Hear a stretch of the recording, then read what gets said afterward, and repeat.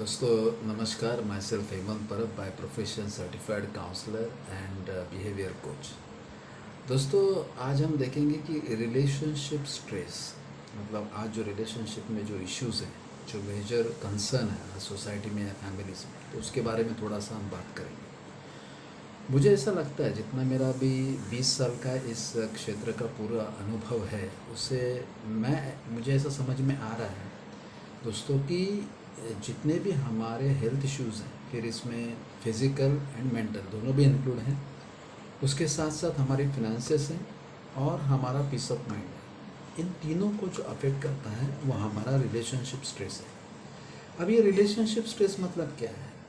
सबसे पहले तो फैमिली में हस्बैंड वाइफ का जो रिलेशनशिप में एक व्हाट यू कैन से एक वाइब्रेंसी होनी चाहिए। अगर वहाँ पर कुछ इश्यूज़ हैं या फिर पेरेंट्स एंड चिल्ड्रन, उसके साथ साथ फैमिली के मेंबर्स में भी कुछ बहुत से ताण तनाव होते हैं रिलेशनशिप को लेके। उसके अलावा जिस सोसाइटी में हम रहते हैं, हमारे नेबरहुड, उसके बाद में हमारा सोशल स्ट्रक्चर एंड हमारा जो जहाँ पर हम जॉब करते हैं या बिज़नेस करते हैं, वहाँ पर हमारे साथ में जो लोग हैं, तो उनके साथ में हमारा रिलेशनशिप किस तरीके का है, किस तरीके से उसमें वाइब्रेंसी है, किस तरीके से उसमें बैलेंसिंग है। तो ये भी बहुत हमारे स्ट्रेस को सिग्निफाई करता है। जैसे अगर आप जॉब करते हो तो आपके नीचे जो लोग काम कर रहे हैं, तो उनके साथ में आपका जो कम्युनिकेशन है वो किस तरीके से है, टॉप लेवल के साथ में आपका कम्युनिकेशन किस तरीके से है, उसके साथ साथ कस्टमर के साथ में, वेंडर्स या जिन लोगों के साथ में आपका संबंध आता है अगर आप बिजनेस कर रहे हो, तो ये सभी चीज़ें बहुत मायने रखती हैं। और अगर यहाँ प्रॉपर वाइब्रेंसी है, प्रॉपर बैलेंस है, तो दोस्तों इसका असर, पॉजिटिव असर आपके हेल्थ के ऊपर, आपके फिनेंसेस के ऊपर और आपके पीस ऑफ माइंड मतलब ओवरऑल आपकी जो पर्सनालिटी है उसके ऊपर आता है। तो इसीलिए हम लोगों ने एक ऐसा प्रोग्राम डिज़ाइन किया है जो शुरुआत में तो 2 आवर्स का होता है।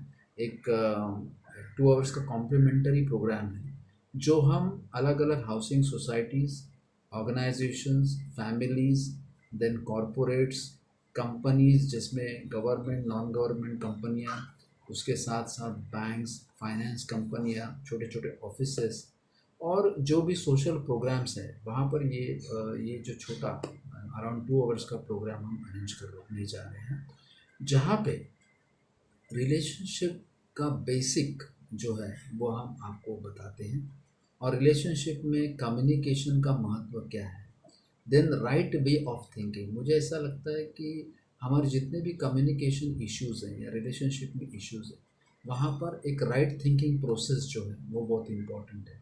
तो उसके बारे में हम आपको बताते हैं कि कैसे एक राइट वे ऑफ थिंकिंग और हैबिट्स हम डेवलप कर सकें। उसके साथ साथ 7 इफ़ेक्टिव जो हैबिट्स हैं, जो जिसका हम डे टू डे हमारे इंटरेक्शंस में यूटिलाइजेशन कर सकते हैं, जिससे मुझे ऐसा लगता है कि ये हैबिट्स को अगर हम इनकलकेट करेंगे तो डेफिनेटली इसका असर, डायरेक्ट असर हमारे जो फैमिली या हमारे बिजनेस वर्क प्लेसेस है वहाँ पे उसका असर आ जाता है।